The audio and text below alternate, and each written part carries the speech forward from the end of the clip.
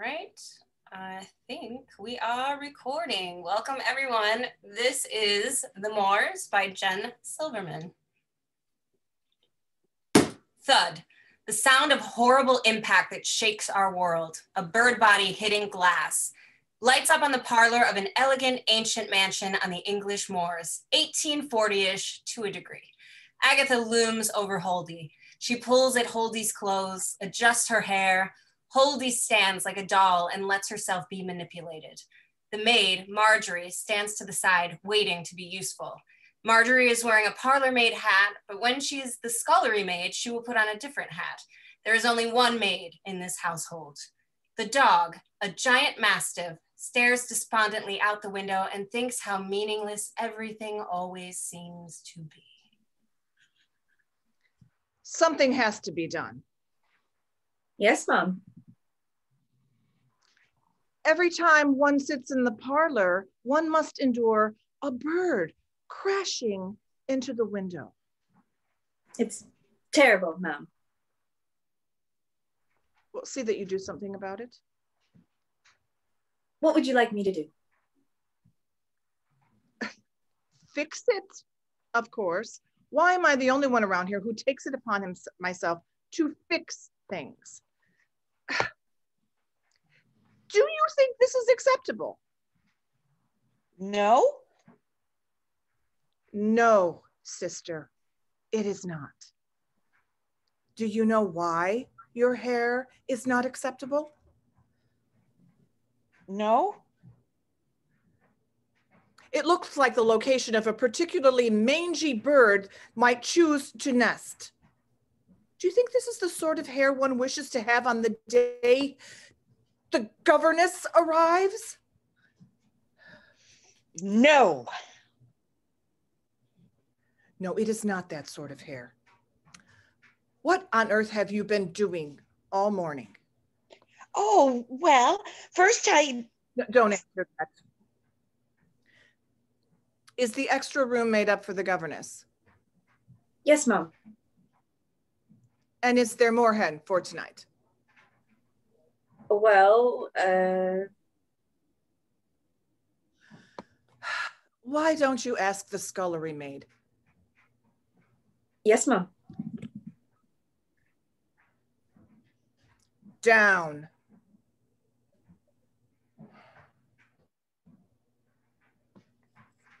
Agatha? What is it? Why is there a governess coming? Hildegard, Yes. how is it possible that you haven't washed your face? Well, this morning when I Don't started answer that. to... The cook is making more hen, and also there are potatoes, and also the scullery maid has the typhus again. Oh. Ask her if she has any sisters. Sisters? If she dies, perhaps one of her sisters might replace her. Yes, Mom. You see, this morning I didn't have time to wash my face. And You might as well be a wild animal. I was writing in my diary, you see. You might as well live out on the moors with the tiny, smudgy weasels. And I'd reached a good part. A good part. Of my diary? If one is not writing sums and lists and possibly strategies, then I do not know what one is writing. Oh, well, I was writing about... Don't answer that. I've been nourishing the hope that since Father's death, you might turn your attention to more passing matters. You are used to having everything done for you. You know, Father spoiled you. Oh, Branwell spoiled you. And I have no intention of spoiling you, sister. Pardon me, miss? Yes, Mallory. The scullery maid has 5 sisters, 2 of whom are quite homely, 2 of whom are feverish, 1 of whom is billowas, and also there is a carriage in the driveway. It has just arrived. Oh, the governess! Show her in. Yes, ma'am. Do you think she might be very pretty? And do you think she might like to read? Perhaps she might keep a diary. If she does, we shall break her of that immediately. Down. Miss Agatha, Miss Hudley, may I present the governess? Why, hello. I'm so pleased to make your acquaintances. You must be Mistress Agatha, Mistress Haldy, and Master Branwell.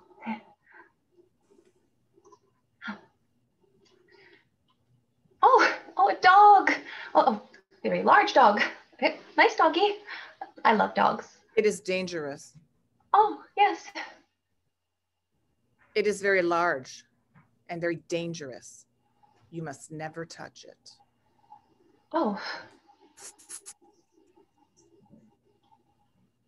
You, I presume, are Miss Vandergaard? Oh, manners. Yes, pardon. Yes. Emily Vandergaard, governess, at your service. I'm so pleased. What a long journey it's been. You must forgive me. I'm slightly scattered. What's that? Oh, that it's a lute. Do you play music? For the children, a little, yes. Lullabies, and I write poetry sometimes. Nobody ever sang to me. How was your trip, Miss Vandergaard? Oh, it was fine. No problems at all. A little long, maybe, but... I'm delighted. We've been waiting for you. I'm absolutely enchanted to be here.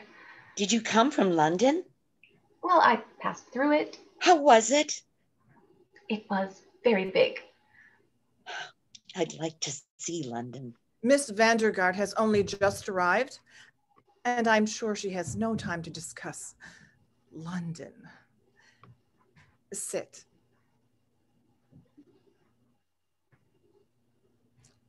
It will devour your face. Oh, that's dreadful. Has it always been so savage? Yes, always. Things around here are savage things. The moors are a savage place, and we who live here, despite our attempts to cling to a modicum of civilization, we find ourselves often forced to contend with savagery. Are you sure you're up for the task, Miss Vandergaard? Call me Emily. Miss Vandergaard. Oh, I've been a governess many times before, if that's what you mean. I did send Master Branwell several references in my letter. Master Branwell must be out at the moment, I imagine. He must be. And children have always, well, I like to think they have felt tender affections towards me, but most importantly, Miss Agatha, discipline has never been an issue. Well, perhaps if Master Branwell is out on a walk, I might, well, or if he's with the horses, I might just, an introduction or a friendly hello, perhaps. I'm afraid that's not possible. Not, oh, of course. Master Branwell was kind in his letters. He spoke very highly of his sisters. Miss Vandergaard. Yes? Dinner is always served promptly at 6. One hopes not to be late for dinner. Oh, will Master Branwell be at dinner? Master Branwell has been unwell. Oh, I'm so sorry. That's terrible. Master Branwell may not be at dinner. And the child? The child eats in the nursery with a maid. I'm so looking forward to meeting him. It is also dangerous. Pardon me? It is undisciplined, I said. Children of the Moors are undisciplined children. The maid will show you to your room. Oh. Marjorie is the scullery maid. She has the typhus, you know. Oh, no. And the parlor maid is Mallory. She's with child. Oh, my. That will be all. Thank you. Well, I'm so pleased, really, quite. I'm grateful to be in the employ of such old and well-bred ancestral home. Yes, yes, until dinner. This way. This will be such fun. It will be many things, sister.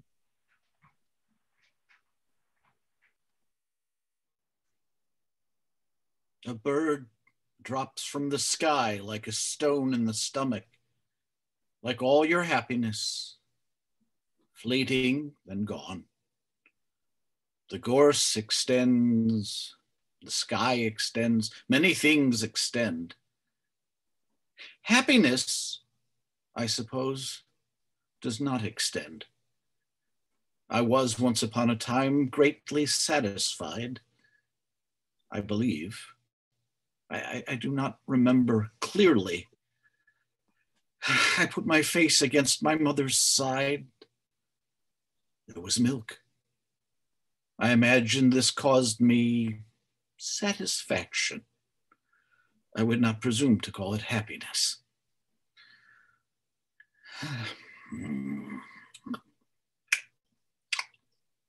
There is nothing lasting in this world.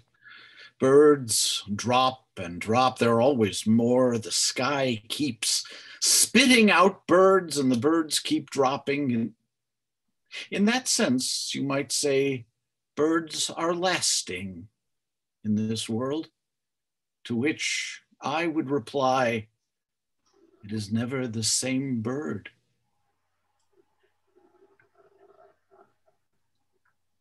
Scene 2, Emily's bedroom that seems to be the exact same room as the parlor. Marjorie leads Emily in, coughing from time to time. It is a deeply jarring machine gun noise. And this will be your bedroom. Oh. Is there a problem? Is this not the parlor? It's your bedroom, Mom. Oh, well, but you see, it looks like, I see. Yes, of course. Mistress Agatha asked to see you were settled. You look settled.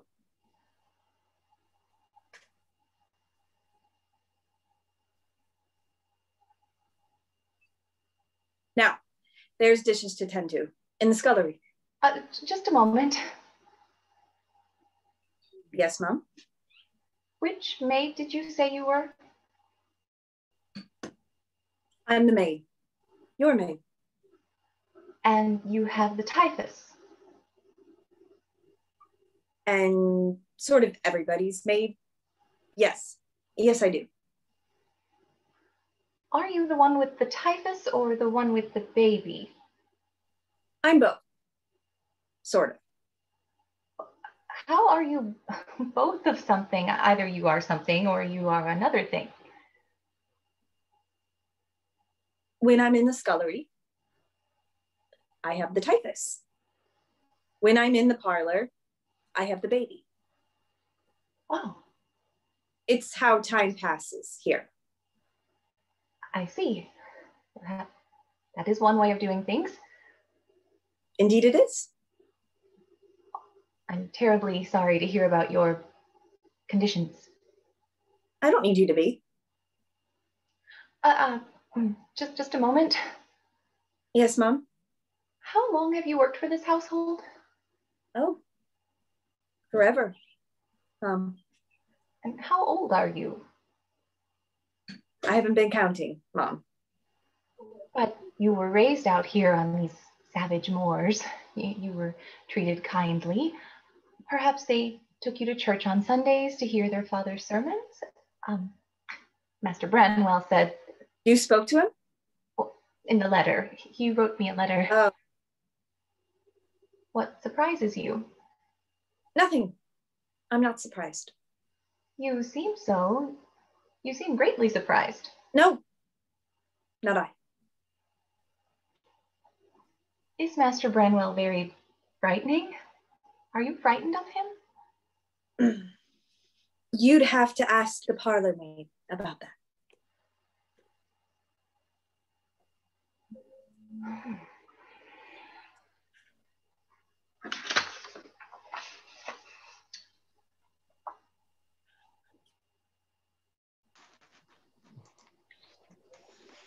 There you are. Mistress Haldy. Forgive me for barging into your bedroom. I know you might want some time to refresh, but I couldn't help myself. I'm so excited you're here. Oh, well, thank you. I just know you'll love it here. The bracing air, the strange thorny flowers and the gorse, and there are lots of long walks you might take. Although there's quicksand, of course, and also large ravenous birds, and if you walk too far, you might get turned around and lost and starve to death. Or you might even be eaten by something. But in general, the moors are very pretty. Mistress Haldy. Oh, just Haldy, please. Haldy. It sounds so wonderful how you say my name. Can I ask you something? Anything. Is this my bedroom? Of course. But does it not, does it not look very much like the parlor? Does it? And Father's parsonage is down the hill, and you shall like that. Agatha and I do enjoy going there for the sermons, even though Father's replacement is rather less exciting than Father was. But, oh, it will be such fun to go together, to sit side by side. We might share a hymnal. We might share gloves. We might share shoes. I have a diary. I'm sorry? A diary. I keep one. Oh, well, that's lovely. It is very exceedingly personal and private, of course. I shouldn't like to tell you what I write in it. I have a very active imagination. Master Branwell, is he also a man of God? No, I wouldn't say that. Well, a kind man, would you say? A gentle one? Do you keep a diary, Emily? May I call you Emily? I don't keep a diary, I'm afraid. Oh, that's too bad. That's too bad, but you might start. I might, I suppose. You might start tonight if you wanted. I'm not much of a writer, I have to confess. It's not hard at all. I could help you. What you do is you begin with a heading. Monday, for example. And then you just write down what you feel. And when you have a different feeling, you write down a different header. Tuesday, for example. But you can't just start a new day whenever you like. Oh, of course you can. That's how the time works here. Oh, well, that's very helpful. I'll consider it. If you don't mind my asking about your brother. You might write about London. You might describe what it was like. Yes, I suppose I could. And then you might read it to me. For example, I've heard that in London, one gets murdered. Murdered? Yes, most horribly murdered. I've heard. Would you describe your brother as a gentle man, do you think, Haldy? My brother? Yes. Describe him? For example, he had a very nice hand in his letters. Did he? A very gentle and well-formed hand. That's nice. And the words he used were educated ones. Oh, yes, well, there's lots of time out here in which to be educated in one thing or another. But I imagine your brother went to study somewhere? London, perhaps? France? Ah, well, studying, Master Branwell, was not. Studying was not quite. Oh, just like a boy. I imagine he preferred lively debates about the law and dances, perhaps. I'm so looking forward to meeting your brother and the child. It will be so lovely to have another person here, one that one might talk to, might sit by the fire on a lonely night and just, I might read a page or two from my diary if you very much wished it. Oh, that wouldn't be necessary, I'm sure. Oh, it's very vivid and upsetting, and I might, if you very much. Oh, no. Just one page or two, or perhaps a chapter. We should both get ready for dinner, don't you think? Well, indeed, I should. Before dinner.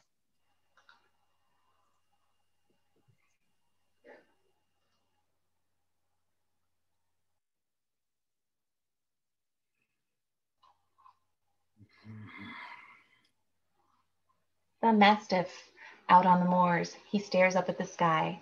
The sky is bleak. The light is very sharp and clear. All of it extends forever. Birds fly, high up and far away. The mastiff is utterly alone. The pursuit of the ephemeral. There is joy in it, to be sure. Your fingers close around the thing. It eludes you. You desire more. More eludes you. Frustration and ecstasy are nearly the same sensation. Whole religions are based on this. Also, it appears, relationships. God? Hello, God? This is called prayer. I talk and you are silent. Whole relationships are based on this as well. A bird drops from the sky. It is a moorhen. It crash lands.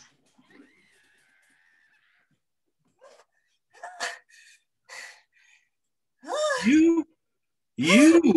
Oh, I hate this. God? Flying. It's the worst. I'm sorry.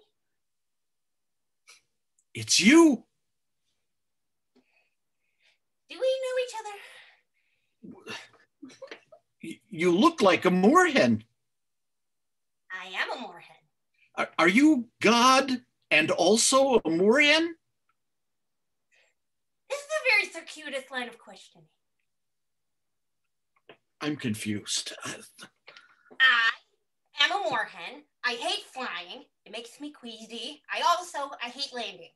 Well, no, I hate the takeoff.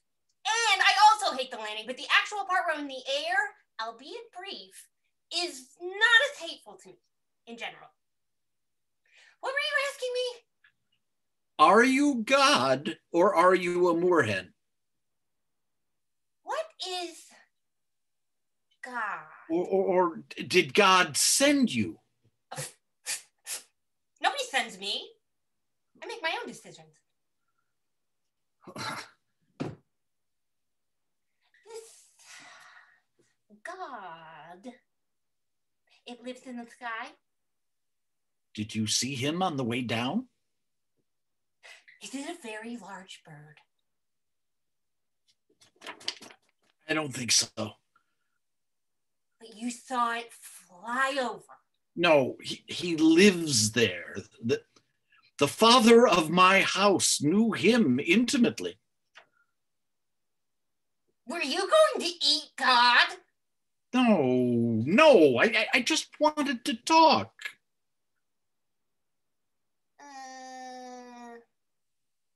I don't understand you at all. Wait. What? What do you think of happiness? Of what now? Happiness. I don't know what that is. It's this feeling like a clench, like a fist, right where your heart is, but further underneath. It hurts, and then it's gone, and then you want it again. So, indigestion. I don't think. Or hunger. Not exactly. Like in the winters when there aren't enough berries or seeds or anything really, and this clenched knot fist in your stomach area hurts, and then spring comes, and there are berries and seeds and bugs, thick, grubby bugs, and it goes away. No. Oh, then, no. Wait! What? I just want to talk to you. You're very large. You look very large. You look like perhaps something that might like to eat me. I don't intend to. Oh, but you admit that you're very large. I guess so. Well, there you go. I'm very lonely. You're what now? Lonely. It's that thing, that clench, that fist in your stomach, except this time it doesn't go away, and you don't want it.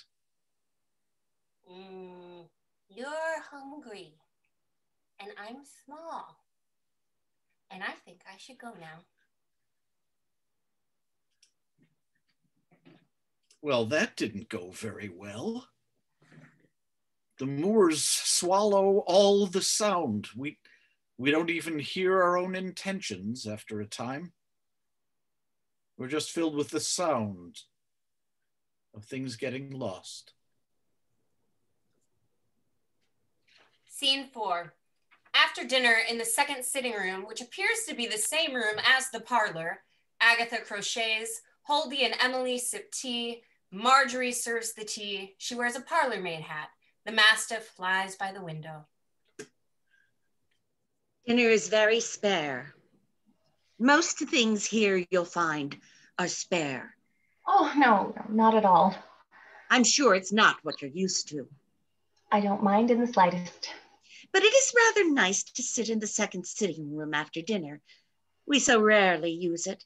Isn't it nice? Are we not in the parlor?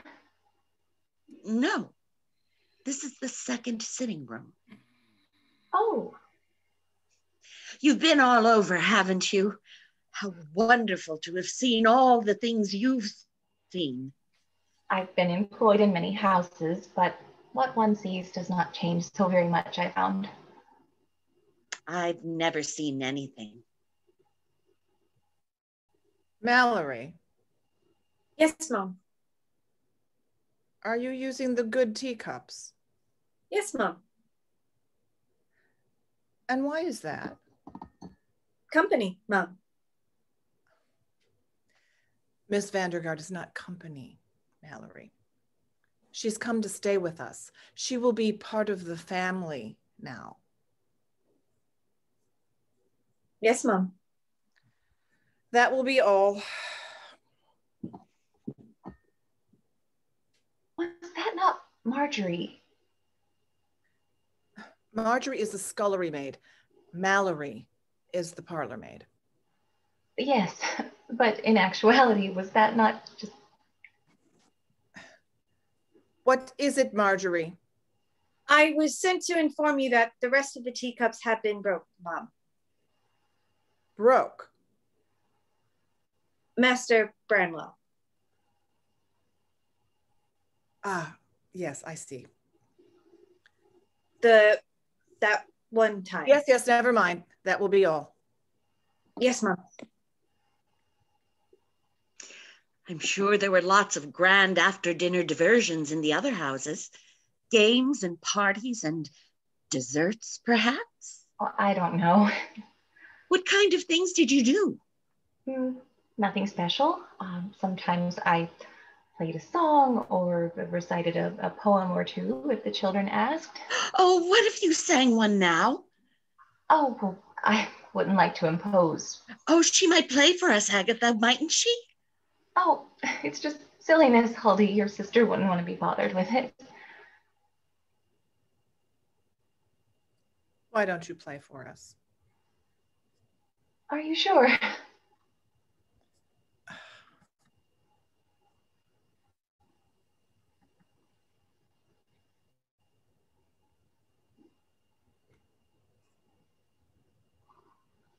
Are you sure?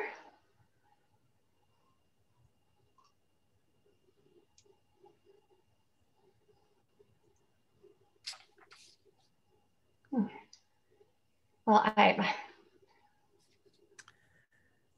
Why don't you just go to the... Oh, Agatha came back. Huldy, would you be so kind?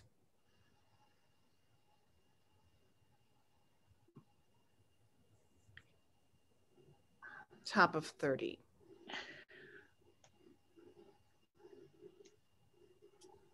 Top of 28. Sorry, see that page thing happened. Sorry, everyone.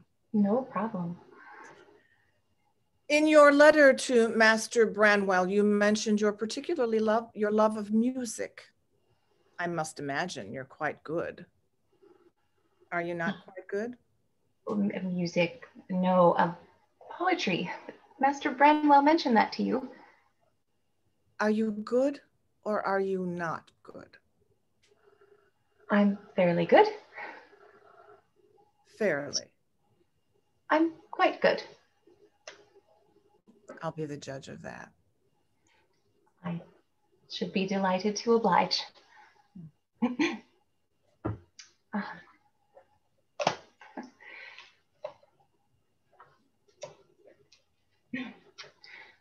When I was a child, I felt as a child. When I was a woman, I felt something new. When I became old, I'll turn to bone or heather. When I die, the winds will cry, but the sky will still be blue. When you were a child, you thought as a child. When you were a woman, you thought something new. When you become old, you'll change just like the weather. When you die, the winds will cry, but the sun will still shine through.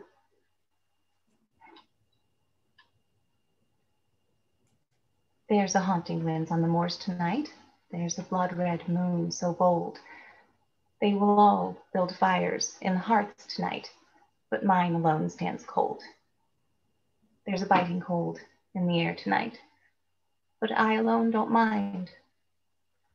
Oh, for a life where we're simple as the stars. Oh, for a life where we're freer than the grass. Oh, for a life where we're bolder than daybreak. And oh, for a life where, like the time, we pass.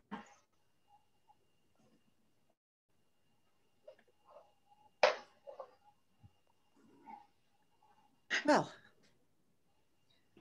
that was passable. It was quite good. It was so sad. Would you like to try, Miss Agatha? No. No? Perish the thought. You made me feel so sad. Master Branwell says there is nothing he enjoys more than a woman of many talents. Perhaps tonight he might like to join us. My brother had an eye for women, talented or otherwise. I'm sure he means no harm by it. Oh, are you sure? I've never made anyone feel like that. Miss Agatha. Yes. In the past few hours since my arrival, have I given you any particular reason to dislike me?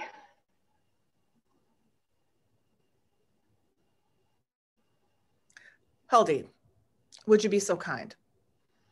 What?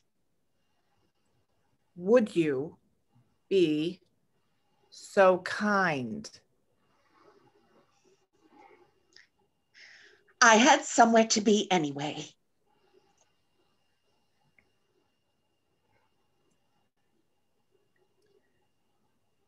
Master Branwell is dead. That is not possible.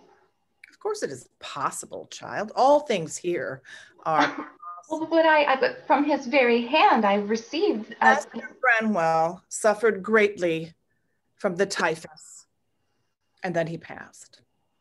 But the letter, all the letters. Do you like them? Did you enjoy them? Did you feel generously towards the author? They were very affectionate letters. They coaxed from you a warmth, did they not?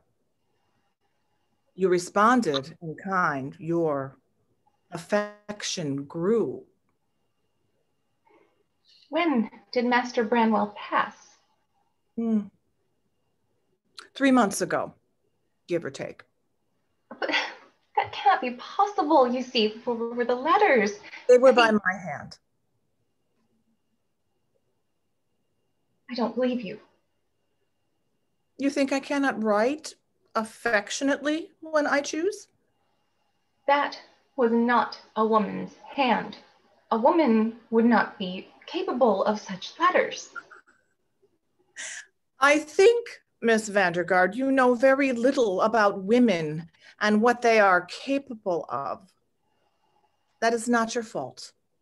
You have been handed limitations, which you accepted. Perhaps accepting them was your fault. Either way, in your time here on the moors, perhaps you will become more knowledgeable. What am I doing here? Pardon? I came at the request of Master Branwell, yet I find that he is dead. I'm here to look after a child that I have not met yet, and that you seem in no hurry to have me meet. If I am not here for Master Branwell or for the child, then what precisely is it for? Do you wish to leave? It was a question.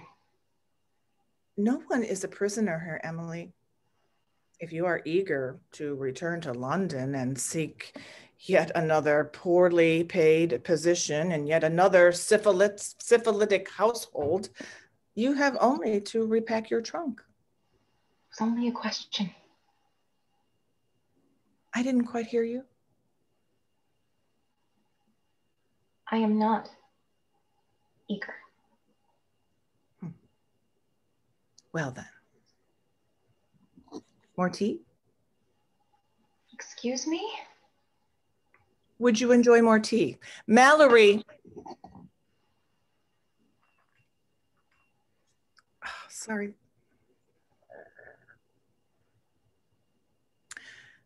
My brother was a rageful man. So there is that. Oh, he broke the teacups, as you have heard. Other things too were broken. Dolls when we were younger. Eventually, a neck or two. He had his way with the maid on multiple occasions. With Marjorie? With Mallory.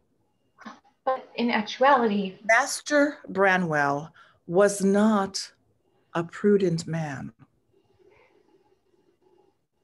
were any of the letters from Branwell? Perhaps the first. What did the first say? It notified me that my advertisement had come to his attention and that his household was seeking a governess. Oh, yes. No, that was still myself. And the poetry, the descriptions. You did like them, didn't you? How can you sit there before me and admit to writing things of such a nature? If they were badly written, that would be a different matter. None of what you received was badly written, don't you agree? Badly written or not, it was shameless. Shameless? A woman ought never. A woman, Miss Vandergaard, desires results. A little girl desires approval, maybe, but a woman desires efficient results. I desired a governess. I wrote to one. She quit her immediate position and she came to me, like a bee to a flower. Is that not efficient? Is that not what you would call a result?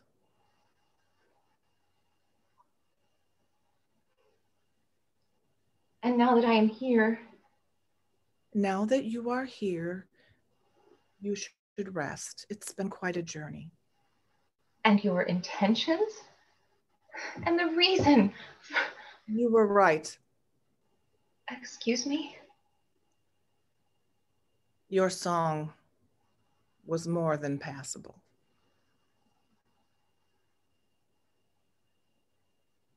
Mallory, please show Miss Vandergaard to her bedroom. Yes, Mom. But Good night.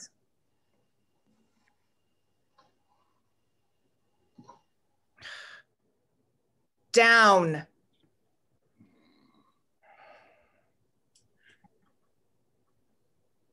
Scene 5. Holdy sneaks in, diary in hand. She addresses the Mastiff. Ah, you. Oh, this? Well, if you insist, but just a little bit. My diary is extremely private, you see. But since you ask so nicely. But I have to warn you, it is very, very sad. Monday, I am very unhappy. Tuesday, it is bleak here, and I am unhappy. Wednesday, there was fog, and my digestive system was disagreeable, and I was greatly unhappy. Thursday, there was a driving rain on the moors, and a governess arrived. She has beautiful hair, and when she says my name, it sounds like a song that was written just for me. I think we shall be best friends, closer than sisters. Friday, the governess does not seem to keep a diary. It's hard to be rather well known. I wouldn't say famous, but someone else might. Whenever I go to the village, everybody says there's the parson's youngest daughter. They say, I wonder what exciting things she is thinking today. They say, I hear she's a famous writer. And one doesn't like to be talked about all the time. It makes one feel quite uncomfortable. So I say, oh, stop. I'm just like you. There's nothing special about me at all. And they just refuse to believe me. I think I'm special, or they think I'm special. They think it's so very evident when they look at me that I was destined for wonderful things, even if I can't see those things myself. It's so very evident to every last one of them.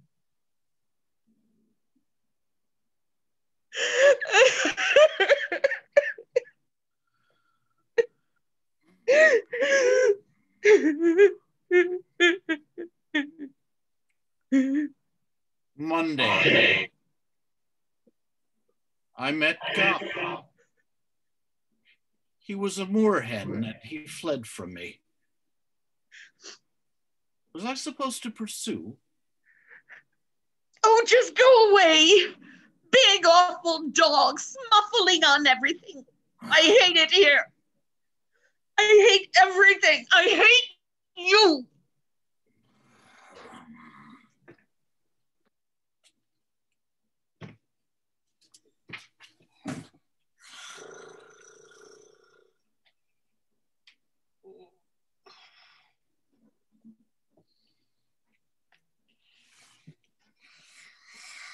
Hello. It's just me. Have we met? Yes. You fell from the sky. You dislike flying. I asked you about God. Oh, yes. You were difficult to understand, but not disagreeable. Thank you. But uncomfortably large. What's wrong with your leg? Crash landing. Looks painful. It isn't the most fun I've ever had. Do you need help? What help? You stay over there. Good help, non-violent help. Unless you can grow me another leg, I don't see how you could help. I could set your leg at a better angle. I could make you soup. Why would you do any of those things? I want us to talk. Why? Because nobody ever talks to me, and I never talk to anybody, and I have so many thoughts. I stay up late at night with all my thoughts. They echo around inside my head until it gets so everything seems terrible and sharp-edged and awful, and I can't remember that there was ever anything good at all. And people look at my face. They look at my face and they see nothing. They think there are no expressions on my face just because they don't know how to look for the expressions that are on my face. They think I'm guarded. But actually, if anybody truly asked me anything, I would tell them. I don't want to be all alone with my thoughts. It's like being in a dark room all the time, and you don't have any hands and nobody thinks to open the door for you. Sorry. I'm sorry. I didn't mean to say all of that. I'm just not used to anybody listening. How do you know I'm listening? You might not be, but you're sitting still and looking at me, and that's good enough.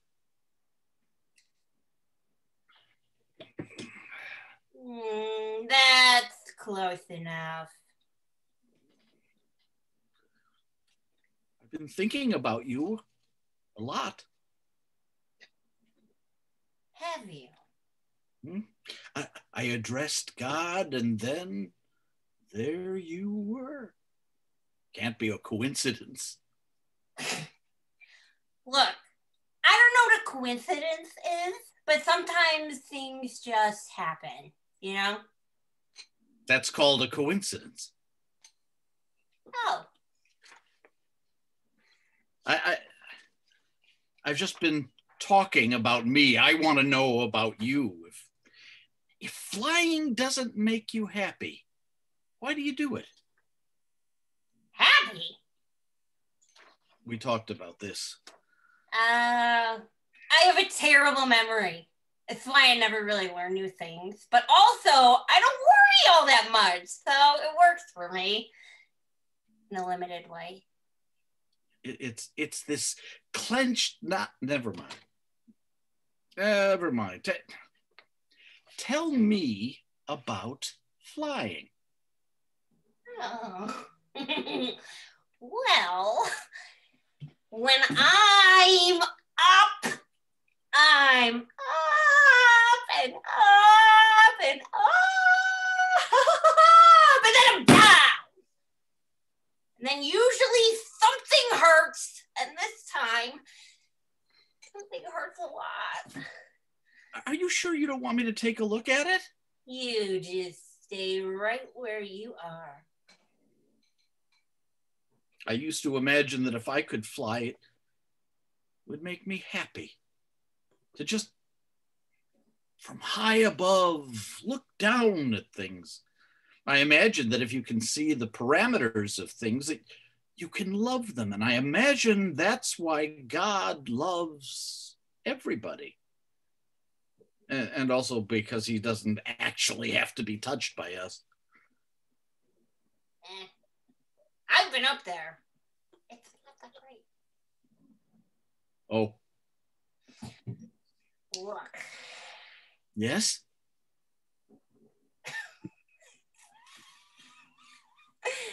You look like a squash grub. Like a little flat grub with its insides coming out its outsides. I'm depressed. I don't know what that is.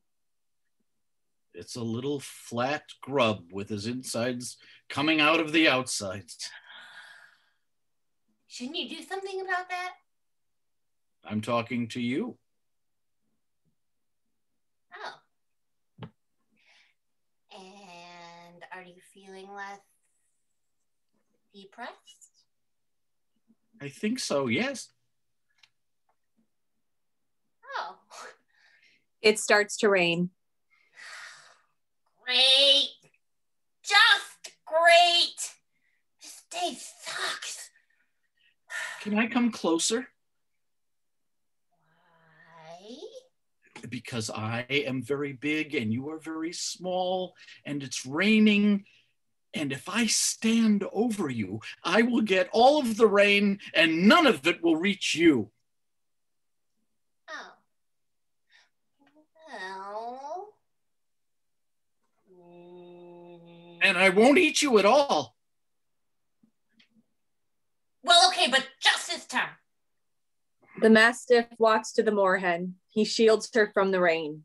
It's intimate and amazing and terrifying. Are you cold? No.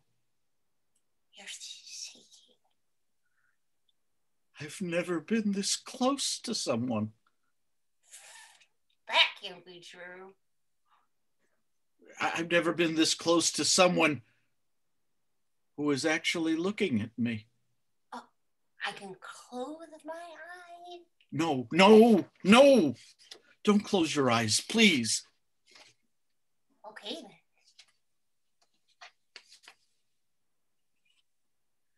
I have the strangest sensation. Is it the typhus?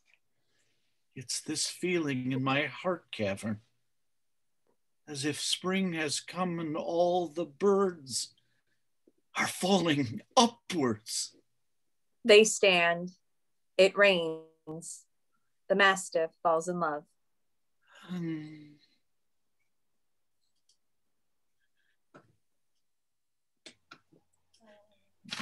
Scene 7.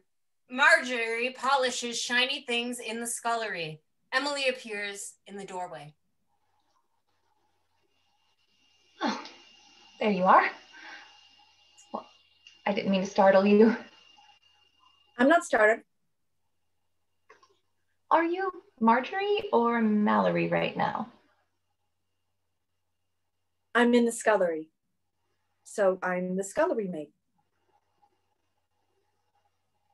Is this the scullery? What does it look like? Yes, typhus, no baby. Very good. How's the baby? Unwanted. Which is preferable, typhus or a child? Well, neither is preferable. Oh, you have a point. Which is preferable? Being a governess in London or being a governess here? London, probably. Maybe not. Which is preferable? Being eaten by wolves or being a governess? Is that a joke? Did you find it funny? Not particularly. Then it wasn't a joke. You knew that Master Branwell was dead, and you didn't say a word to me. I don't know anything. He's been dead 3 months. If you say so. Is he dead or isn't he?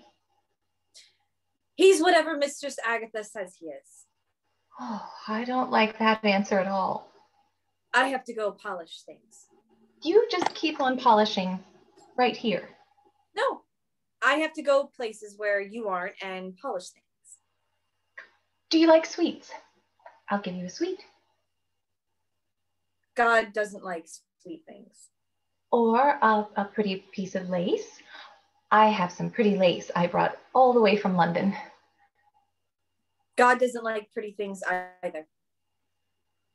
What do you want? You do this. What? You. Go on.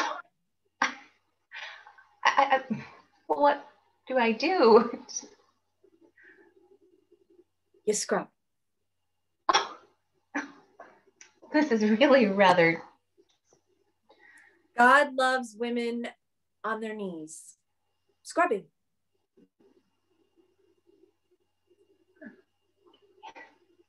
Harder. Harder. Harder than that. Is Branwell dead or alive? You have to put your back into it.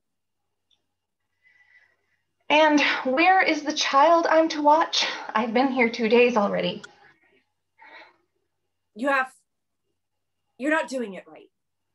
How am I not doing it right? You do it better if you had the typhus, I think. This is all a little much. Come closer. What?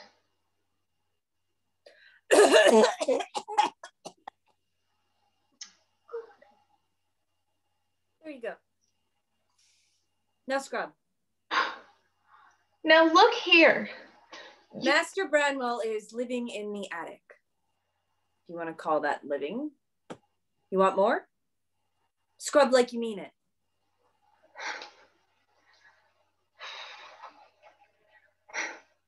Whatever is he doing in the attic? You'd scrub better if you were pregnant, I think. Come here. No. Do you want to know what it is to scrub well, or don't you? Why is he in the attic? Before she laid the last brick, there was a small ray of light coming through the brick wall where the hole was, and he put his face to it. He could barely reach because of the chains, but he put his mouth to it and he could drink the sunlight. He said, "Don't do this." But he knew she would do it, of course. Who would do such a thing? Close your eyes. I don't want to. But I didn't ask what you wanted. I didn't ask that. I want to go home.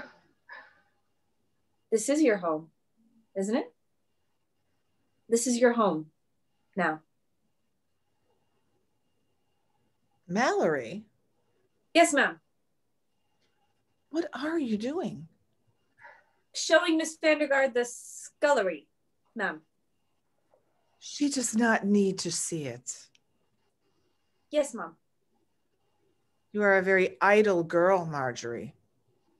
Go and make yourself useful elsewhere. Yes, ma'am.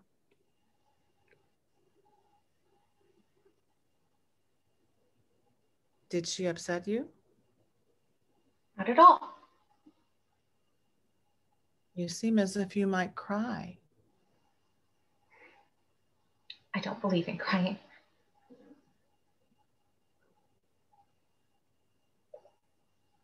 Perhaps you would like to take a walk.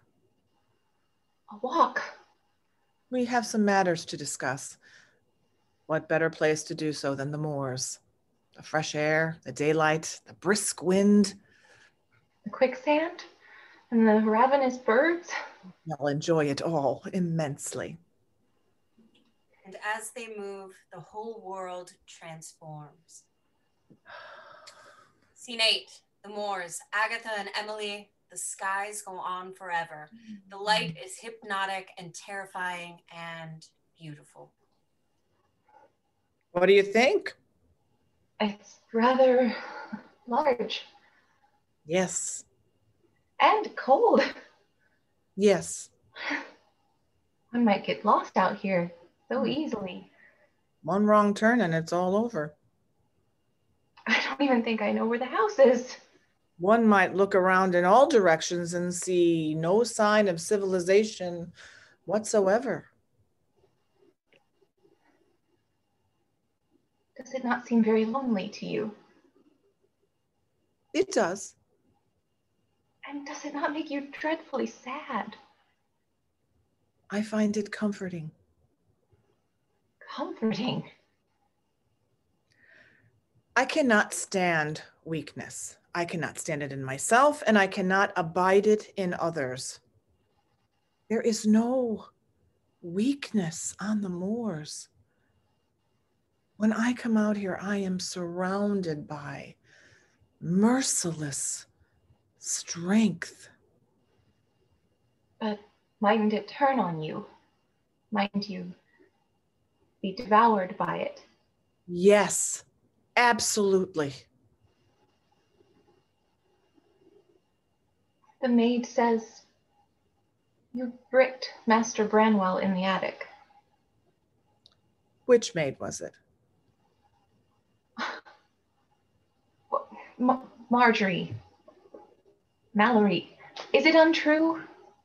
No, all true. Horrible. Why is it horrible? Well, he was your brother. He gambled. He deflowered virgins. He ran up considerable debts. So you chose to punish him for his ungodly ways. Oh, no. One gets tired of cleaning up after others, and then one wishes to be rid of them. That's it? After Father died, Branwell's indiscretions made life particularly irritating. Life became much less irritating when Branwell was in the attic. Is he dead? Well, I left him a loaf of bread. Of course, one loaf of bread does not last for 3 months. You are very heartless and cruel. No. You see, that is a common fallacy. That strength on the part of humans is cruelty. Here upon the moors, do you think one is coddled? No.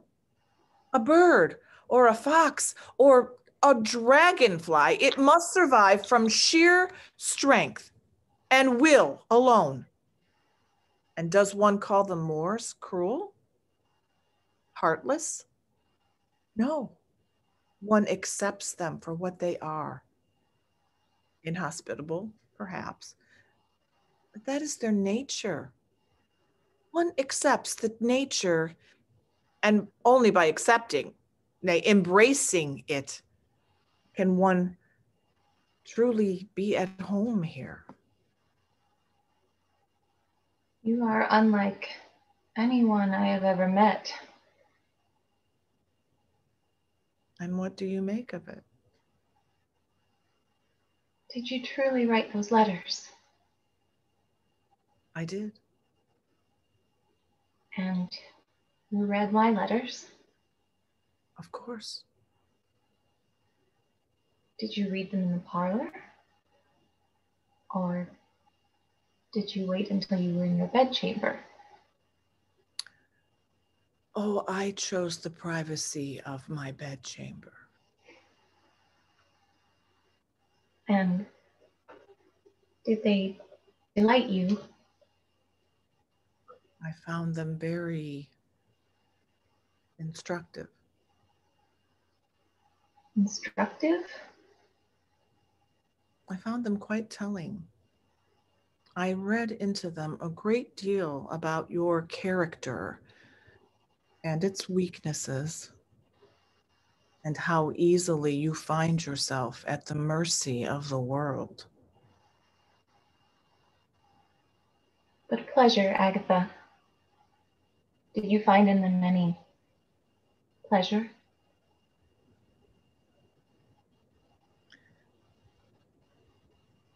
Have you ever had a love affair, little Emily? One doesn't talk about such things. One doesn't, you're right. One does not. But here we are, and we're entirely alone. When I read his letters, your letters, they made me strangely warm. Did they?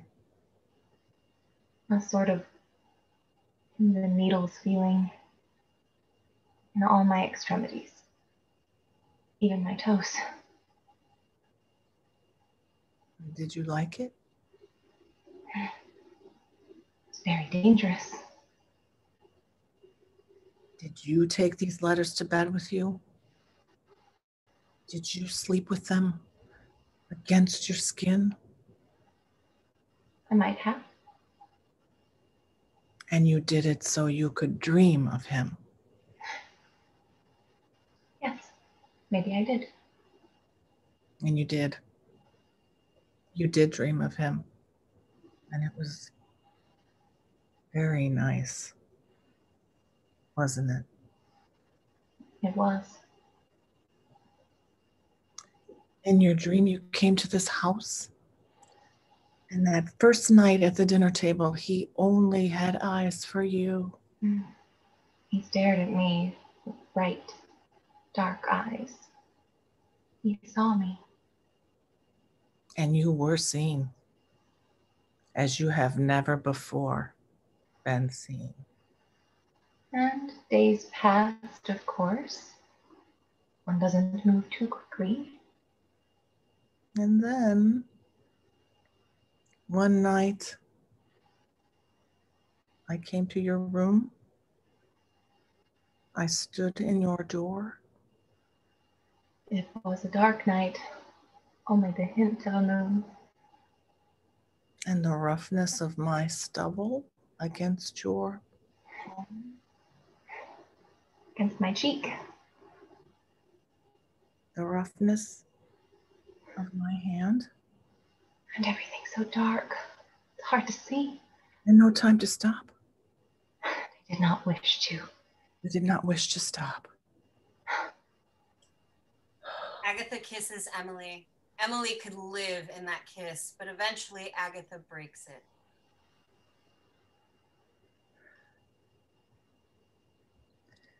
You asked why I brought you here. Doesn't matter. Of course it matters. I have brought you here to claim greatness. Greatness. My sister, as you've seen, is worthless. Oh, my brother was worse. The maid is beyond hope. But you will obey me, little Emily. I will. With great precision and determination and unswerving loyalty. You will do so because for the first time in your short and unremarkable life, you have been chosen above all the others, over others. You, and only you. Did you really consider others? I did.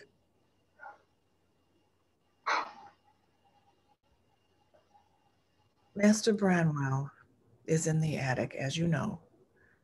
What you do not know is this. While he may be close to death, he is not yet dead. Marjorie brings him a thin gruel to keep him on this side of life. She moves aside the final brick as it has not yet been mortared, and she pours that thin gruel through the hole and into his weak and waiting mouth. Why have you chosen to keep him alive? When you have a child, it will be my child. And when we are all dead, that child will remain and our family will live forever. When I have... And that is Master Branwell's purpose.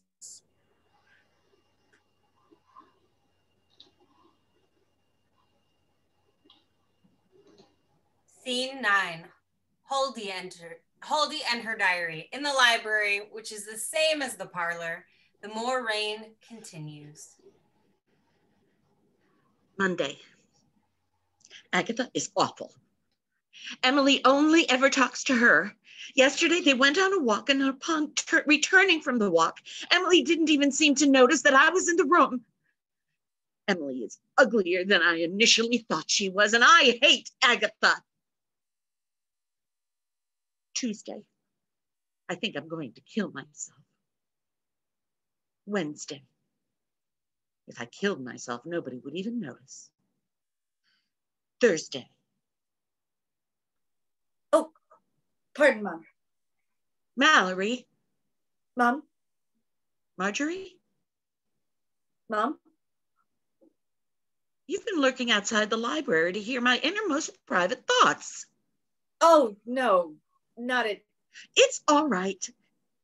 Everybody does it. Sit down and I'll read to you. I'll just go take care of it. No, you sit there. You sit right there. Thursday. I had a dream about a great, hulking, awful man who came into my bedchamber. I was terrified and it was terrible, and I did not want him in my bedchamber at all. And we talked for a very long time. You come here. Come here. Oh, I'm feeling my labor pains, Mom. I think I should... No, come here. You are going to read the part of the awful man, and I am going to read the part of me in my lacy nightgown. I don't think my typhus is acting up. I've been coughing up blood all morning. Come here right now. What can you possibly want with me, you awful man? I cannot keep away from you. What nonsense. How horrible. What are you doing? I am worshiping you with my eyes. That is very obscene and uncalled for. What are you doing now? I am worshiping you with my eyes. Mom. What is it? I really have to. How brutal! How ravishing! God can see us and is judging you. I have loved you long before you were famous as you are currently famous. I have always wanted to know your innermost thoughts and emotions. Really? Quite sincerely. Well, what would you like to know? Why don't you kill Agatha? Excuse me? I said, why don't you kill Agatha? Kill? Agatha? Kill? Agatha? You'd be the sister who killed her sister. A woman murderess. The parson's daughter. It would be shocking and horrible, and nobody would be able to stop talking about it. You'd be infamous. Infamous. It's like famous, but more so. I know what the word means. I'm an author. Also, you might write about it. What was it like to kill Agatha? How you felt about it, and before and after? People always do seem to know or to want to know those things. They might want to ask you themselves. They might want to come up here and ask you. And I, of course, should feel very strongly about my privacy and wouldn't want any of that sort of vulgar crowd in my parlor, drinking my tea and asking such intimate questions. How I feel, what it all means, where I think I'm going in my life next. And do I think it was because I lacked love as a child, which of course is true. I did lack love as a child. What an astute question. That is an astute question. Did you lack love as a child? I did. I really did. Everything around here is so bleak, so loveless and bleak. And if I were to kill Agatha, and I'm not saying I would, of course, but if I were, it would sort of be a splash of color, if you will, a tear in the fabric. Wrenching control of your life, of history. History? A new chapter unrolling before your eyes. Monday. Today, everything changed. Monday. Everything was gray and cold, and then all of a sudden, bam! Monday. Bam! They might write a song about it. Sorry? There are all sorts of ballads about the kind of thing. They might write a ballad about me. They might. They would. Maybe if I sort of wrote my own ballad about it, that might be the one they ended up singing all the time. So it would be like, I'd be famous as a writer and a murderer, but also as sort of a singer-songwriter. That sounds very likely. Oh, this is the best day I've ever had.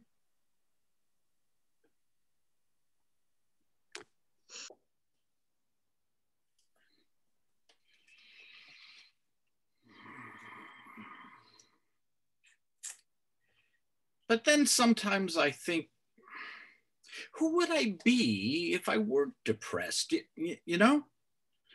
As if the thing that is making me myself is my own constant and unyielding misery.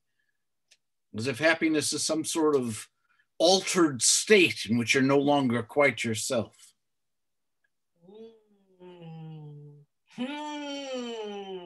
What's depressed again? The squashed grub. Oh, that's right. Why do you want to be a squash grub again? Forget it. No, say it again.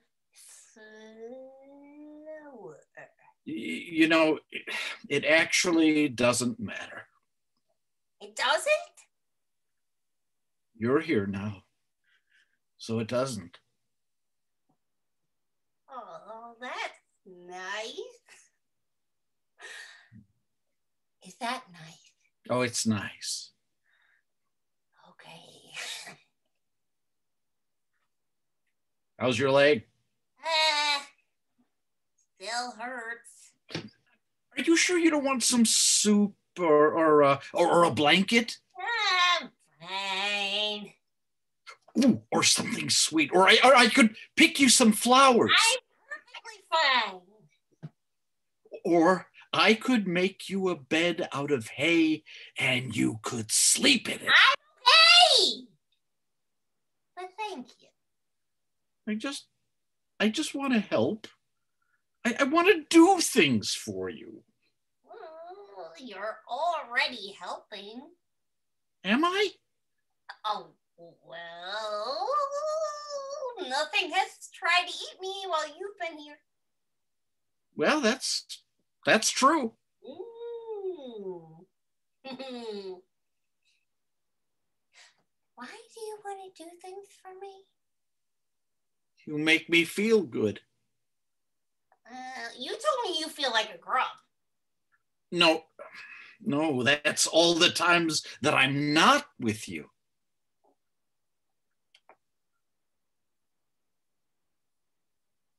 When I'm with you,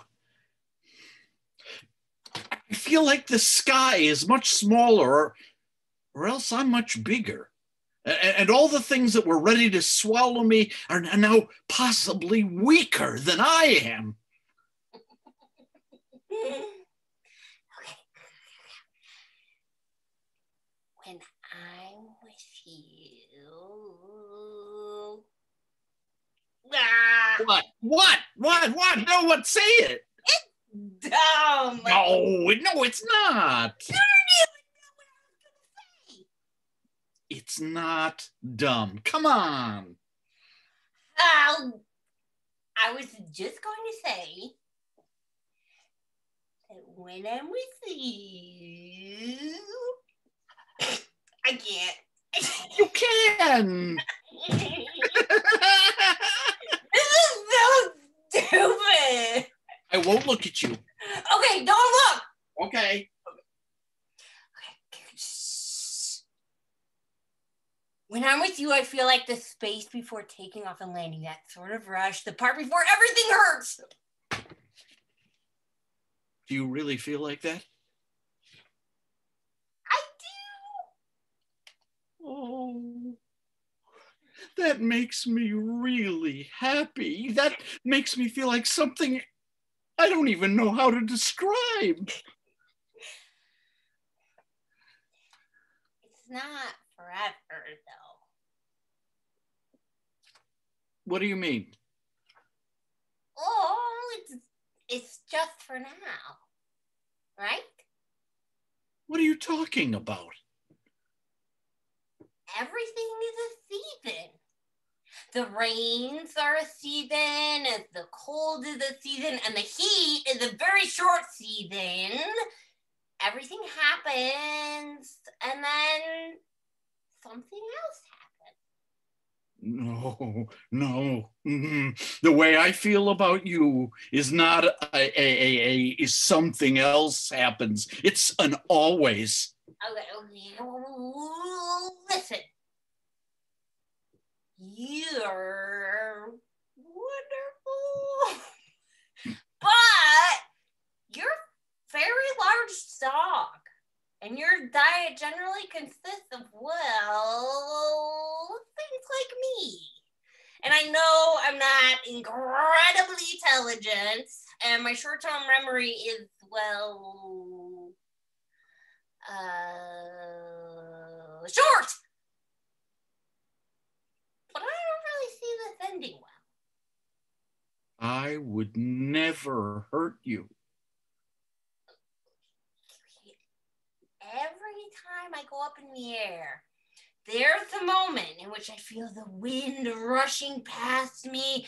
It's very exciting and it feels very good. And I believe that it is good. But even though I intend to stay up, the down always hits. Eventually. This isn't like that at all. All I mean is...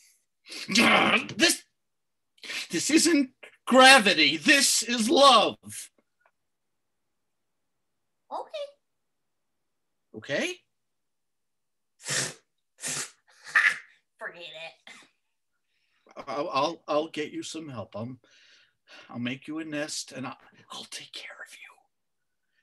And even if it rains, you will never get wet. And when the moor winds blow, you will never be cold. and I will stand over you and we will be so happy. Okay? I guess so.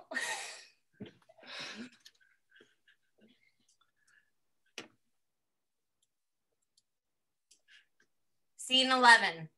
Marjorie in the portrait gallery, which is the same room as the parlor. She sits in the good chair, feet up. She is not polishing anything. She writes in Holdy's diary. Monday, I polished. Tuesday, I polished and cooked. Wednesday, I cooked more things, and afterwards I scrubbed.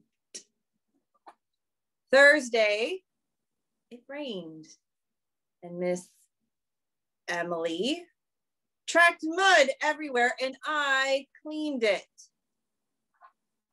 Friday, I told Hudley to murder Miss Agatha. I should like to be in charge. Why should everybody else have a say but me? I'm the one with ideas, and my diary is full of action verbs. And if people were to ask me questions, I should have a lot more to say for myself, because I've done a lot more. I've considered a lot more, and I have a lot of thoughts about the Moors and manual labor and the typhus, and also child rearing. And if Hudley does not kill Miss Agatha soon, I shall have to murder them both, although I would much prefer someone else do it. Oh, there you are. I've been looking for you. I've been here in the portrait gallery. Aren't you supposed to be scrubbing something? Every good murderess needs a confidant and a chronicler. So right now I am confidenting and chronicling. Is that my diary? No. Right now, this is an historical record. Multiple voices go into making up a historical record. Multiple? First yours, now mine. I've been working on my ballad. Your what? The ballad about killing Agatha. But you haven't killed her yet. No, I want the ballad ready for when I do. Don't you think you should be focusing on the murder? I want everything ready for when it happens. I want the ballad ready so nobody else tries to stick their own stupid ballad in its place. And I want to pick out the right outfit, and I haven't done that yet. But how are you going to kill her? Well, I don't know. I mean, people die out here all the time. People die, but people are not murdered. Well, I mean, there's exposure, isn't there? The typhus, complications. Your sister is not ailing in the slightest. Well, perhaps I might lure her out onto the moors. Agatha, I might say, come outside at once, and then she will get lost, and the quicksand will suck her under, and that will be that. You can't put that in a ballad. No? No, if you're gonna write a good ballad, you need a good murder, which involves in axe or a pick or a dagger, or at the very least, poison. You've thought about this. You haven't? I have. I have all my answers ready for when people interview me and ask lots of questions.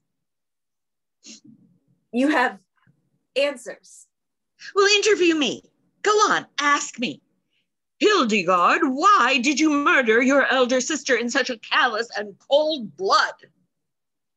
Hildegard, why did you? I was a woman pushed to desperate straits. I tell you, desperate.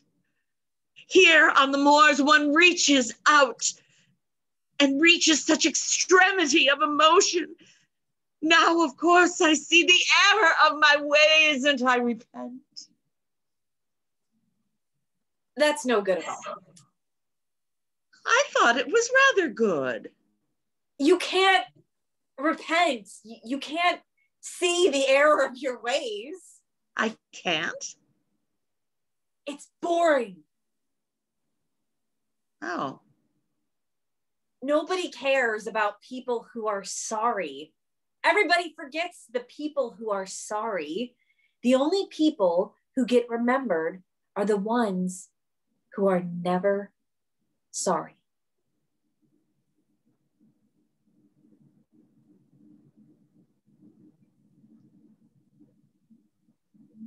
Wow. Just forget it.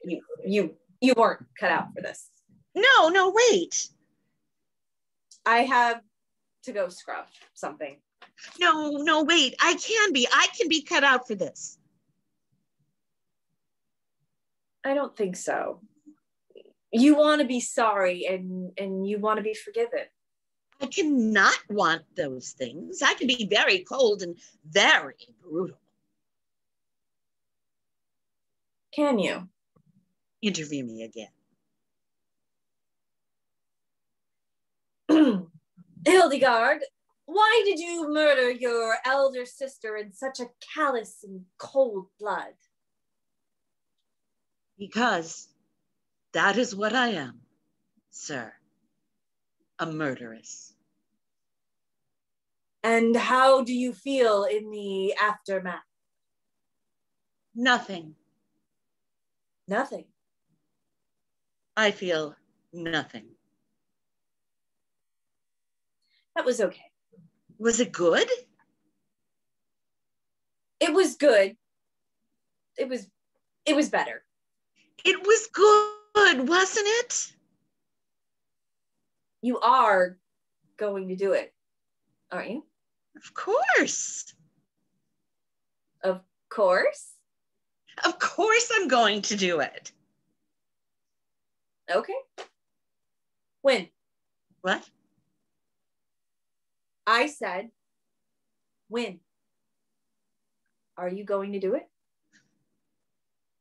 Well, soon. Someone else might do it first if you didn't. What? I'm just saying it's an opportunity. Everybody wants an opportunity. So if you didn't take this one, someone else might do it, and then you wouldn't be anything, really. You'd be sad old Hildy, alone in the house on the moors. Sad Hildy, whose sister got killed by someone else, which would get you a little pity, I guess, a sympathy vote. But nobody likes to think about victims. It makes them feel sad. So eventually, nobody would like to think about you at all. Ever.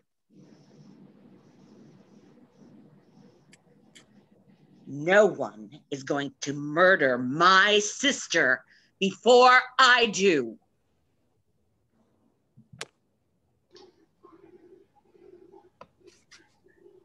Scene 12, Agatha's bedchamber, which appears to be the same room as the parlor. Agatha sits in a very uncomfortable chair. She reads Emily's letters to herself.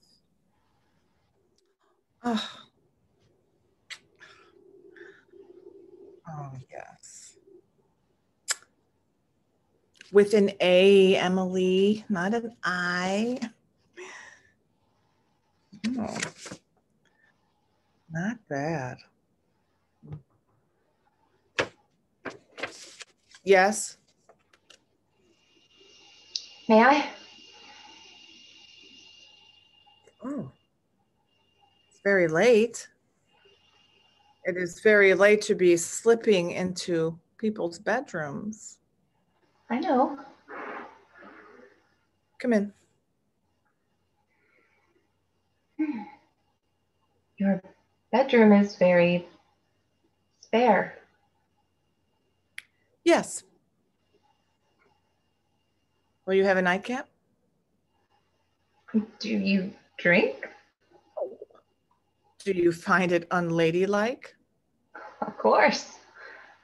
Good. So, why have you come at this hour? I had to see you. Impulse is not the same thing as courage. Well, neither is liquor. A fair point. I've thought about it. What you're asking. It would once have been unthinkable. But now it is not. When we were out on the moors, everything was endless. And some might call it unforgiving, bleak, terrifying even. My eyes saw it that way at first. But as we stood there, I began to see it as you did, as a place of power, perhaps. A place that belonged to itself. And I wondered what it would be to belong to a place like that. Did you? I've moved from house to house my whole life. There's always a lady of the house who can't abide me, a gentleman of the house who pursues me, a child who dies of something awful, and I move on. Wherever I go, it's all the same, and I'm always a stranger. What you showed me, it has a strong pull. However, a young girl, unprotected, requires certain assurances. oh, assurances. You understand? Well, we'll see if I do. Go on. My child will be the heir to all of this. Is that not right? My child. Our child. Will be the heir, yes. And this child will need a firm and guiding hand from its mother, who must be nearby. Nearby. My own wing and my own servant. One room near the nursery. Mallory will be your servant. My own wing and Mallory won't do. 2 rooms in the west wing. Mallory will be instructed to behave better toward you. 2 rooms in perpetuity. I can handle Mallory myself.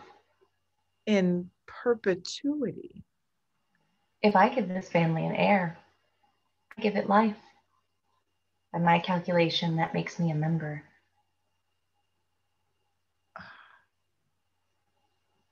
I am so rarely surprised. But how enjoyable when it occurs. Thank you. I have chosen well. And you will perform satisfactorily. And that makes me content. I'd like to make you happy. I believe the word I used was content.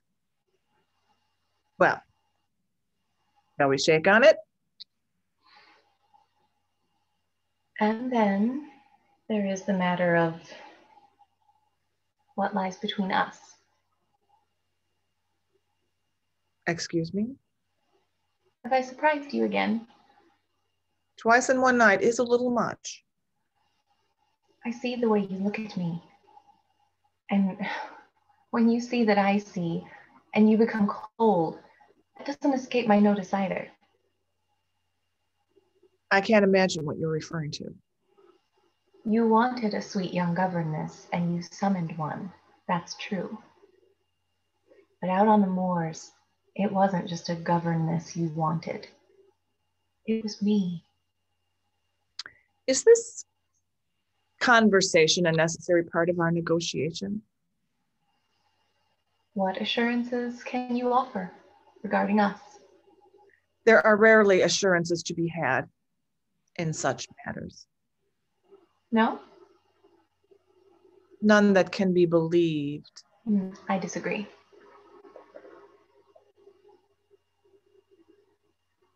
Are you in love, little Emily? I've never felt the way I felt when I read your letters. I've never felt that way in my whole life. And when you see me face to face, and I am nothing like the man in your letters? On the contrary, you are very much like him. How is that? The man in the letters was merciless, and you are merciless. He was overly bold, and your eyes are bold. He doled out kindness sparingly, so I was hungry for it. And this is what you do as well. I know you are doing it, and yet I still find myself willing to do almost anything for a moment of that kindness. The man in the letters was a strategist, Agatha, and that is exactly what you are. That was remarkably astute of you. You thought I was stupid. Educated, of course, but quite stupid. And how do you feel about me now?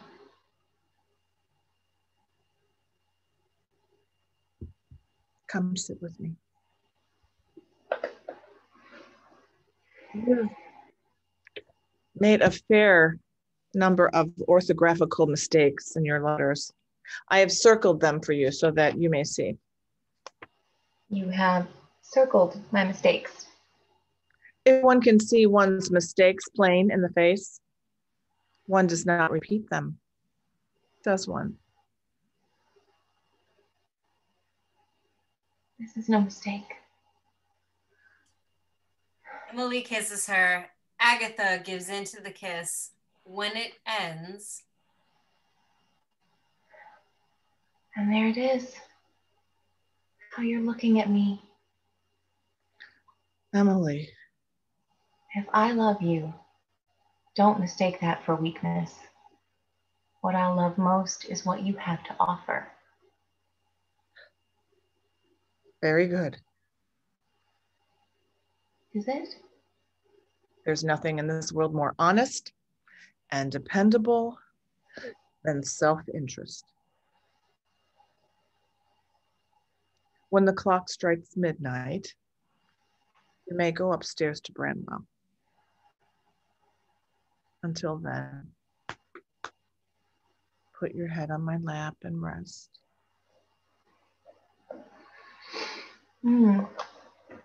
This was left in the solarium tonight. It was left open. I saw my name. Ugh, how appalling. Don't you even want to know what she says about us? I seek never to concern myself with the inner life of my sister. Monday, Emily does nothing but stare at Agatha.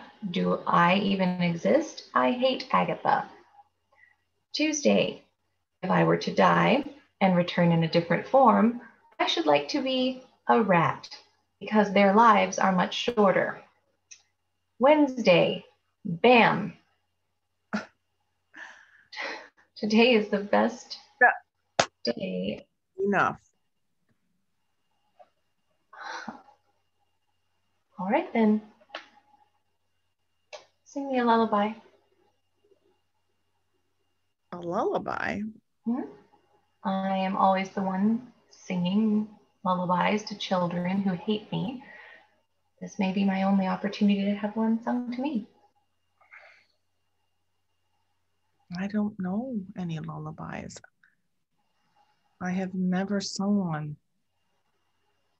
Well, all you do is you think of some very simple words.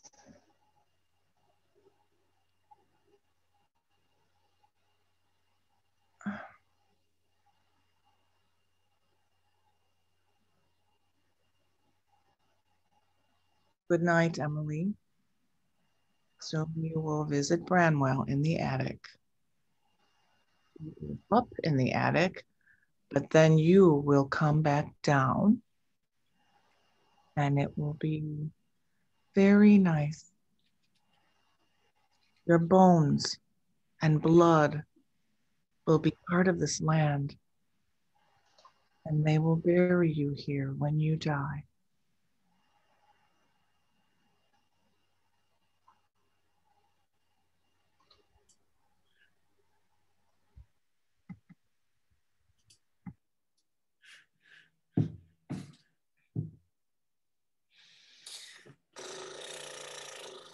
And usually that makes me feel alienated and cut off, but this time I just thought it was beautiful, a little romantic actually. And then I thought I would do anything for you. What are you thinking? My leg is a lot better. Oh, well, that's wonderful. How better? A lot better. I can stand. I can walk. Oh.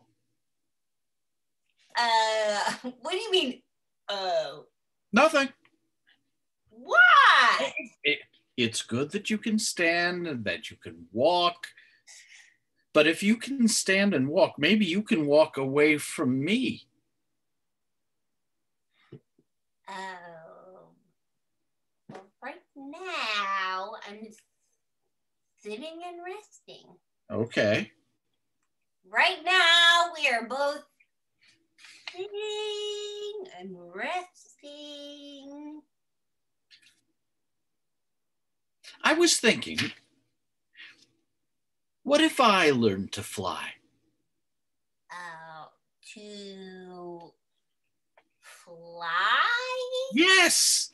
Yes. What if I learned how to do it too? And then you could fly away if you wanted, but I could go with you. And if you crash landed again, I could help you. Or also maybe if I was with you, you wouldn't crash land. Huh?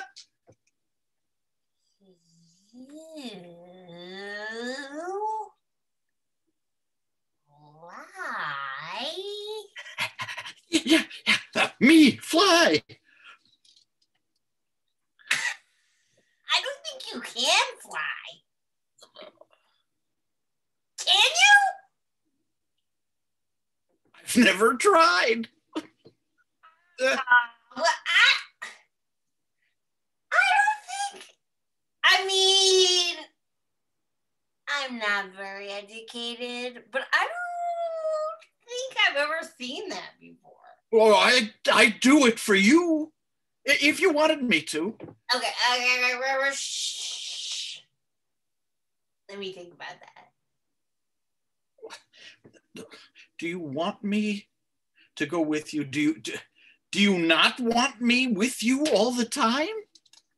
Well, maybe not all the time. I mean, there's privacy. I hate privacy.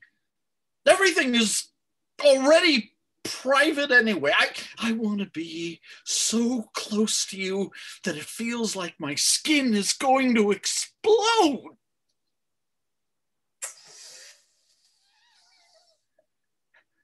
Maybe you could fly a little behind me. Sometimes.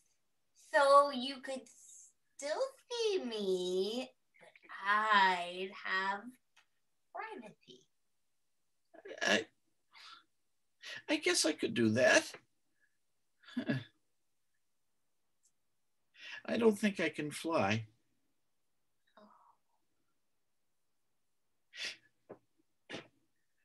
Maybe you could not fly. What? Maybe you could not fly. Not fly. Maybe I don't know. I don't know. I'm just bouncing ideas around here. Maybe you could kind of walk, huh? From now on. Uh-huh. And I could walk next to you. Walk! I'm bad at walking. I limp. Or I could walk a step or two behind you. Huh? But if you stumbled at all, I would catch you immediately. Wait a minute. Or actually, if you sat in a little wagon, huh? With wheels, I could push you so you wouldn't have to walk. What if I wanted to? Well, but if you wanted to walk, you would walk. But what if I wanted to fly?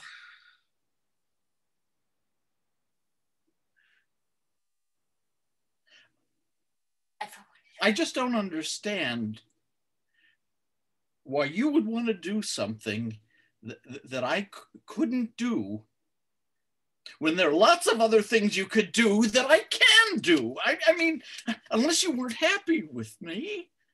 Have you not been happy? That's not what I'm saying. Then I don't understand what you're saying because you hate flying. If you're wanting to do something that I can't do, that you hate, then it must be because you want to get away from me. I am something that flies. That's all. Sorry. I'm sorry. I don't mean to be crazy. You mean so much you have no idea. I'm not saying you're crazy, but it freaks me out when you get intense. I'm sorry. Don't be sorry. Just be calm. Okay. Yeah. Calm. Okay.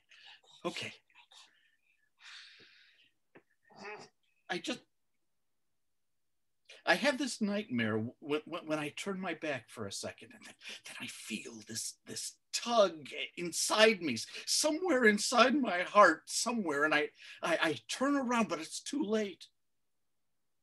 You're rising into the sky, and you're just drifting away from me, and I can't reach you, but you won't come back down. And all I can do is watch, and you get smaller and smaller and smaller until the Moors have swallowed you completely. And you're gone.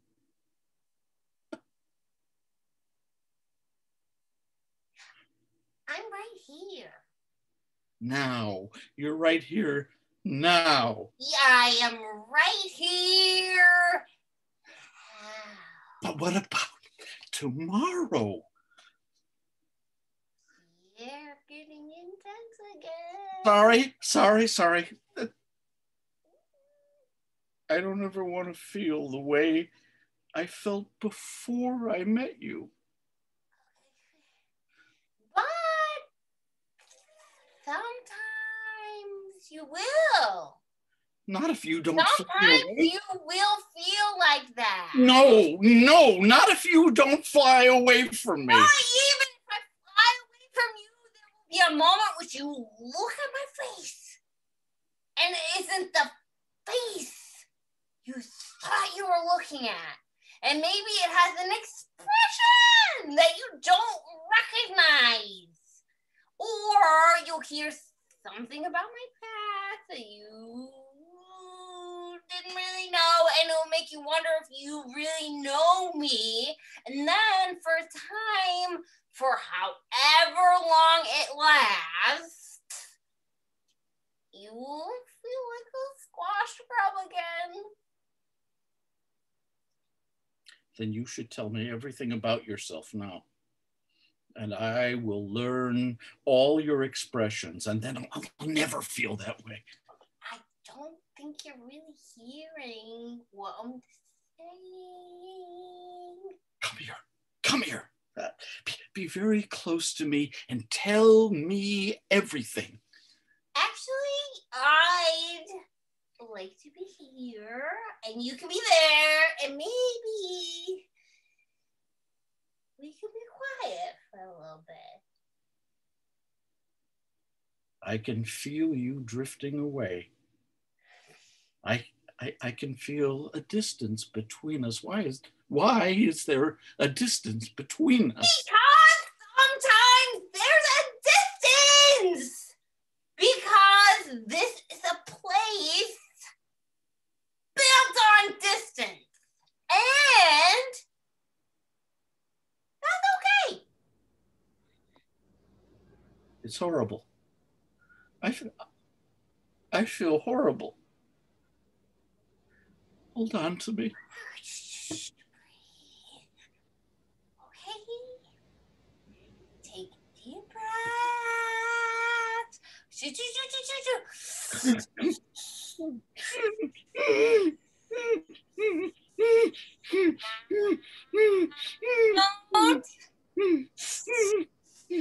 Breathe in the shape of a square.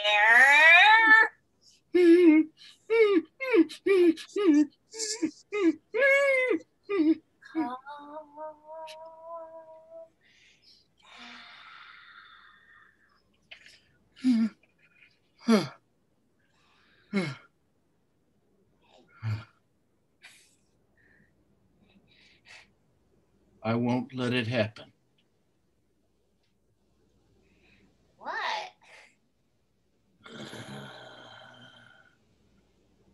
I won't let you drift away from me.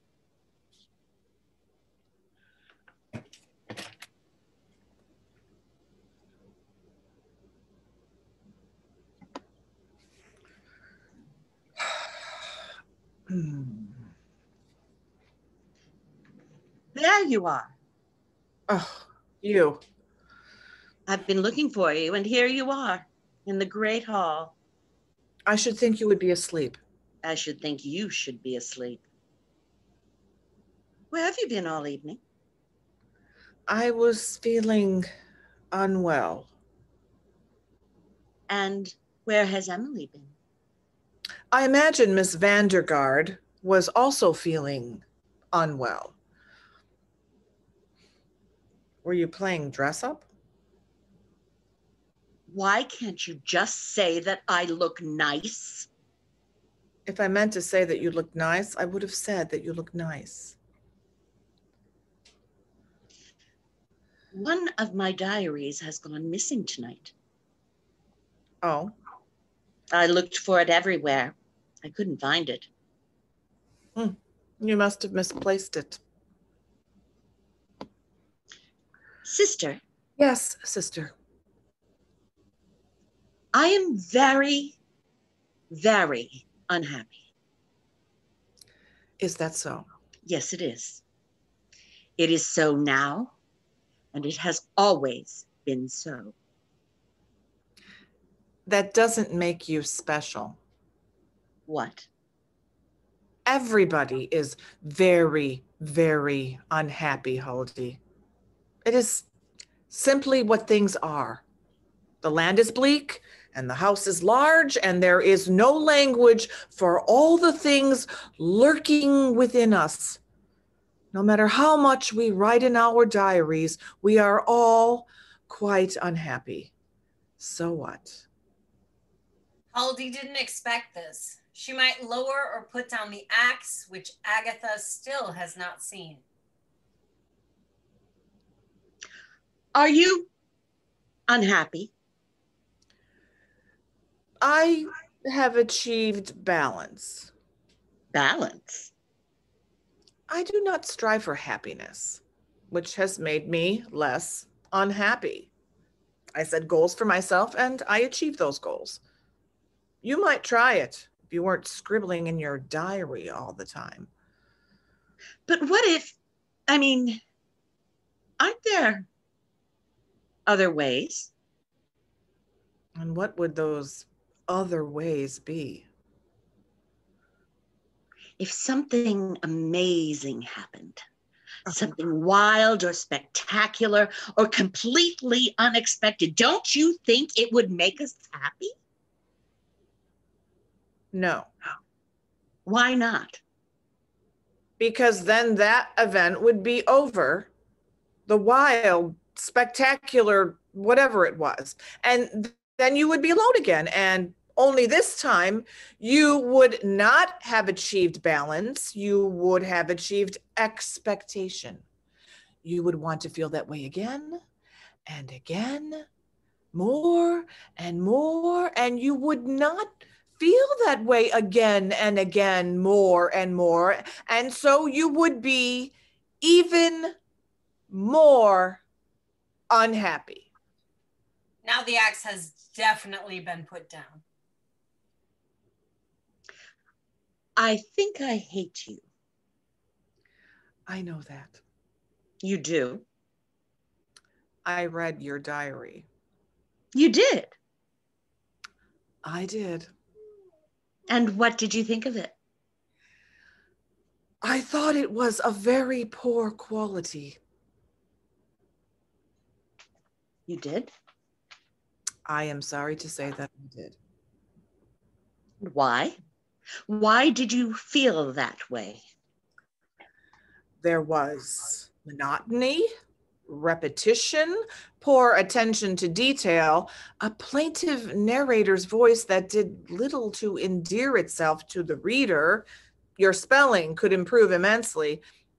To be honest, I'm shocked that it hasn't, but mostly, to be candid, it was boring. Quite boring.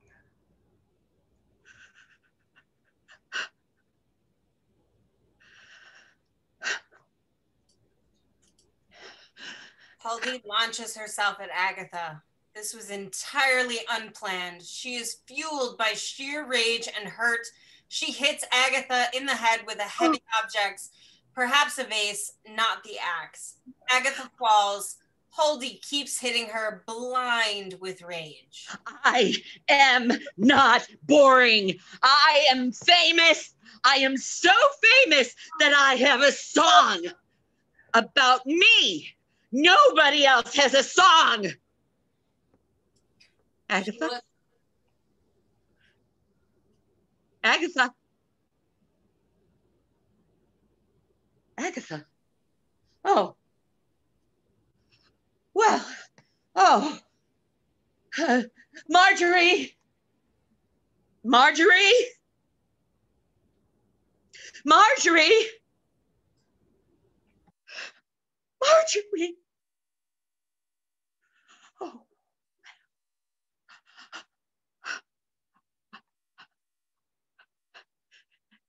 There's a hunting wind on the moors tonight. There's a blood-red moon so bold. They'll all build fires in their hearts tonight, but mine alone stands cold. There's a driving rain on the moors tonight. Fragile hawks and little hares must hide. There's a biting cold in the air tonight, but I alone don't mind. Murder is a color like the heat of the day. Murder is the gentleman you wish would stay. Murder is the orange dress you thought you couldn't afford. A murderess, you know, is never bored. Murder is a color like the deepest summer sky. Murder is a baby bird who suddenly learned to fly. Murder is a woman's most prestigious award, and a murderess, I say, is never bored. I did a thing, a very bad thing. I chopped her head with one great swing. I beat her dead till she was gory, and I'm not sorry. I did a thing, a very bad thing. I chopped her head with one great swing. I beat her dead till she was gory. And I'm not sorry. The axe went whack and then her skull went crick-a-crack. Here's a drippy drop as her blood goes split-a-splat, splat, and creak, creak, creak, creak goes the owl in the dark of night. Hoo, hoo, hoo. We'll come for you if you know who a murderess is nigh. I did a thing, a very bad thing. I chopped her head with one great swing. I beat her dead till she was gory. And I'm not sorry. Haldy reaches the end of it. A sea of applause crashes over her. It is the sweetest sound she has ever heard. It nourishes her like sunlight to a starving plant. She bathes in it. Slowly, the applause filters away. Slowly, we start to hear rain instead and wild wind. There is no applause. There is a storm outside. Haldy doesn't feel this shift at first.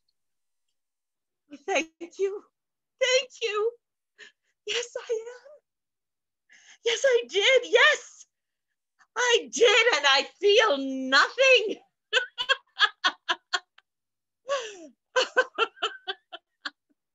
Oh, it means so much to see you all here tonight.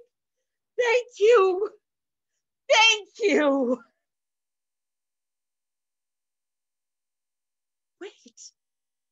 Wait. Where did you go? Come back. She opens the door and rain drives in. She dashes out onto the moors and is devoured by them.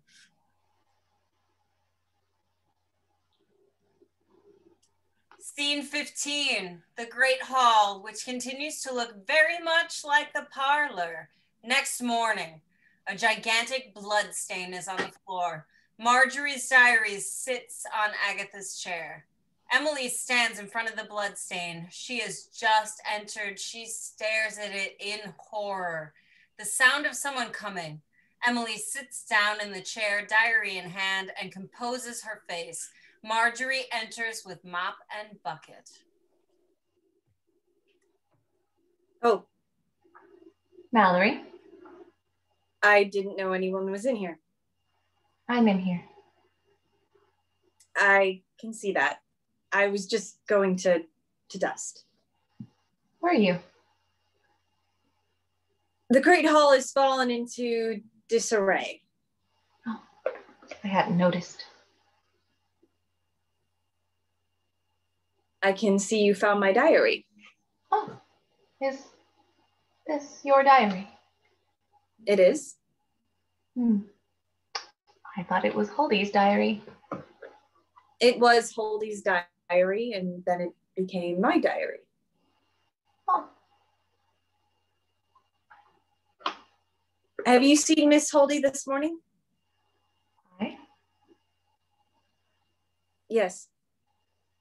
No. No doubt she is taking a long walk on the moors. No doubt. Are you looking for her? No, not I. Have you seen Miss Agatha? No, I can't say that I have. Why, are you looking for her?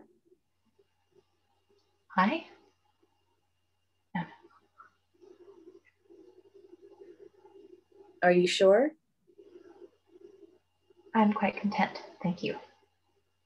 I have no need of either. You look different. I do. Somehow you do. Well, isn't that something? You might read it out loud. But it's your diary, Mallory. You know what it says. Margaret. Excuse me? It's Margaret when I'm an author. Huh.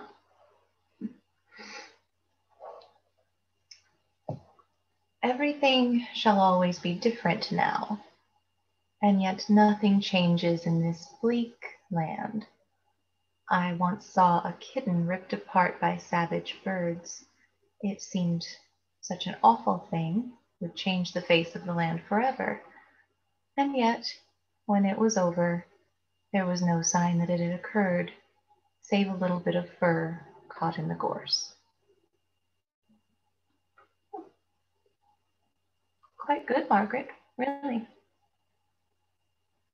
It's very kind. Did that actually happen? Oh, I'm not sure. It's hard to tell. I understand perfectly. You might say a scrap of fur. Scrap? It's a better word than bit. Save a little scrap of fur. Oh, that is better. The alliteration, you see. Yes, that's nice. The door opens, both women look. The mastiff walks in. He is covered in blood, feathers stuck to the blood. He walks straight past them and goes to sit by the fire. He stares blankly into the fire. What on earth has happened to the dog? It must have gone hunting, I imagine. Must have caught something. I suppose it must. Sit down, Margaret. Here's a pen. Read it all again, and let us make some judicious alterations. Marjorie takes the pen. She takes the diary. She sits. Emily watches her keenly. Monday. Everything shall always be different now, and yet nothing changes. Yes, that's good. Very good. End of play.